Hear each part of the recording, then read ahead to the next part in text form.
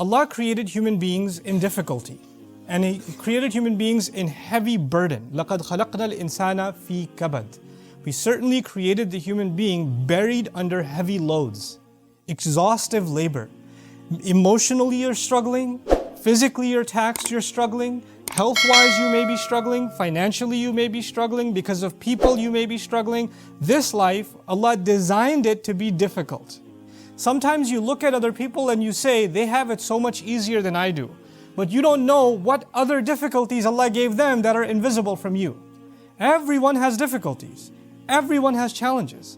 You would think, for example, that the Pharaoh, Fir'aun, had kingdom, empire, he had the world's largest army at the time. He had everything you could want, all the wealth you could want, all the power you could want, all the status you could want. He has everything. And how come he has everything and the believers have nothing? And yet Allah describes about him that he lived in a state of fear. You know? وَنُرِيَ فِرْعَوْنَ وَهَامَانَ وَجُنُودَهُمَا مَا كَانُوا يَحْذَرُونَ. كَانُوا يَحْذَرُونَ. They used to live in a state of fear. He used to get nightmares at night. He couldn't find peace. Sometimes people have material things, but they don't have peace. Sometimes people have physical health, but they don't have mental health. You know, they don't have emotional health. So all human beings were put in a state of struggle, and that's believers and non-believers. So the first, thing that I want to get across to all of you and remind myself of is, because we are believers, that does not mean our problems disappear. It's not like, because I'm a believer, I'm not going to be sad. Or because I'm a believer, I'm not going to experience anxiety. Or I'm not going to have family problems. Or I'm not going to have financial problems or health problems or whatever else. Belief, our faith in Allah, our relationship with Allah is not there to solve our problems. It's not there to get rid of the people in our life that are causing us trouble. That's not the purpose of our faith. If that was the case, then the prophets, ﷺ, who had the most close connection with Allah, would have had the easiest life. They would deserve, because they would make dua, all their problems would disappear. And if you study the prophets, the closest people to Allah, ﷺ, they have the hardest life. They have the toughest life. And the toughest life comes to them not even from some faraway enemies, it comes to them from their own families. So in other words, it comes to them from people they can't even escape. They're with them every day. They're with them their whole lives. And they can't escape those problems. So the idea that human beings are created and were placed in a situation where they're going to struggle, they're going to have to deal with very difficult circumstances, very difficult situations, and even people. They're going to have to deal with that, is part of life. And that has nothing to do with, if you had more iman, you wouldn't have these problems. It doesn't work that way. As a matter of fact, the higher your iman, people assume the higher your iman, the problems are going to go away. No, the higher your iman, something else. And that something else is what I hope to explain to you today. To put it as an image, Allah created us and He put us inside of a storm. Okay, like imagine a storm in the ocean. You're in a storm. And the waves are turbulent and you've got your little boat, etc. And you're constantly worried about sinking. And you're worried about those who are sinking next to you. But Allah Azza wa Jal, what does the faith do? It gives you the strength and it gives you the ability to go through the storm, to navigate the storm. It doesn't mean you don't get wet. It doesn't mean sometimes the boat almost doesn't tip over. But you now have the ability to go through it and survive the storm. You see, that's the purpose of our faith. Is not to get rid of the problem, but to actually strengthen us so we can go through the problem.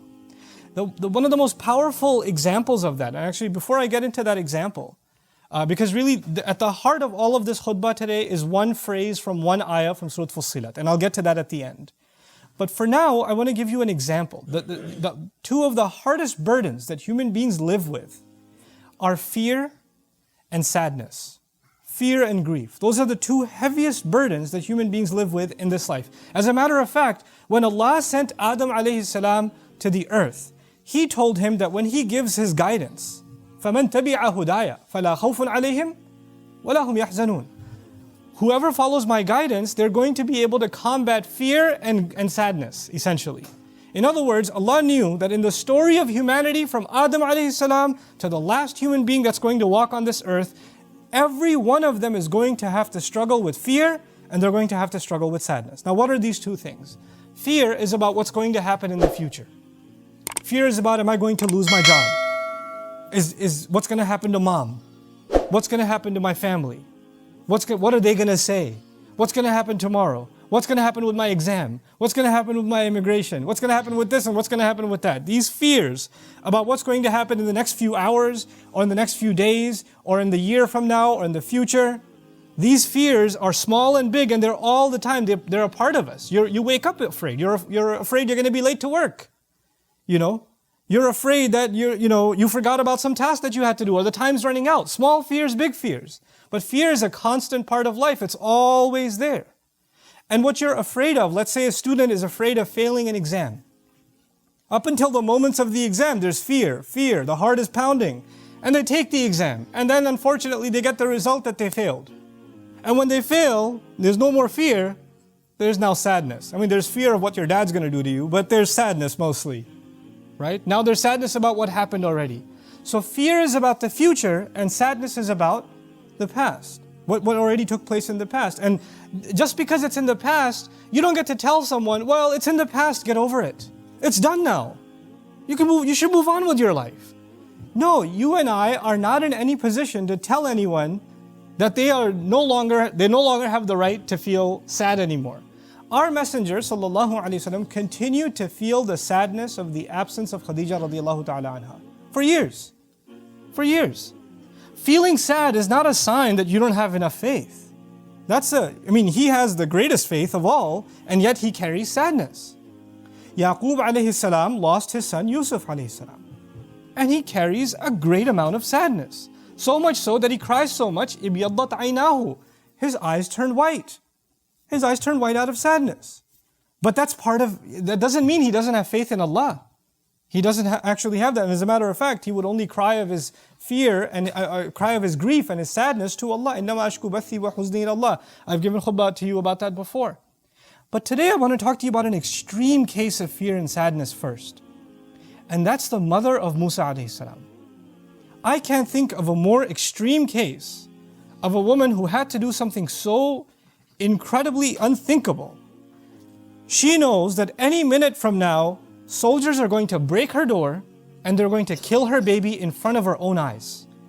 For a mother to imagine the murder of her own newborn baby, unthinkable. And the only idea she had that Allah put in her is you need to put your child in a basket and put that basket, alqihi fil yam, throw it into the river. It's not even nicely, gently put it into the river. Ilqa is to throw. Now when you throw something in a river, the river is moving water. When you throw something in a river, it can flip. It's also the case that a basket may not necessarily float. It may get water inside. It may hit a rock. There are animals inside the water. There are all kinds of things. As a matter of fact, when I used to teach the story a long time ago, I used to give the example, when you see a child go even 2 feet near a swimming pool, not even the deep end, the shallow end, a mother will go crazy. She'll drop everything and push people out of the way and grab her baby. There are women that give their babies a bath, in the tub, and they put the water this little. And the baby's like, come on, no, too dangerous. This much is you'll drown. I can't even fit my head in. No, not gonna let you. There's a fear.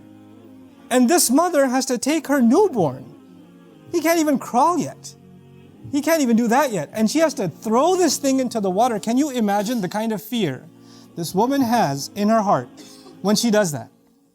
And when she does that, she can't even look at it and can't even cry and scream, my baby, my baby. She can't do that, because if she does that, the soldiers will know one survived and they'll go after him and kill him. So she has to not even if she looks, she has to look from the side. And then this water is not standing still, it's moving. So this basket is slipping away from her sight to the point where she doesn't even know what happened to it. She has no idea what's happened to it. And now she's living with this incredible, overwhelming sadness. What have I just done? What's going to happen to my baby? And in those moments, Allah Azza wa Jal told her, لا تخافي ولا تحزني. Don't be afraid. Don't feel sadness. And even though she still felt afraid, and she still felt sadness, what we're learning in these ayat is Allah will help you overcome not being drowned by fear and not being drowned by sadness. He can let you navigate those two feelings. Those two feelings are very powerful. They're enough to drive someone mad.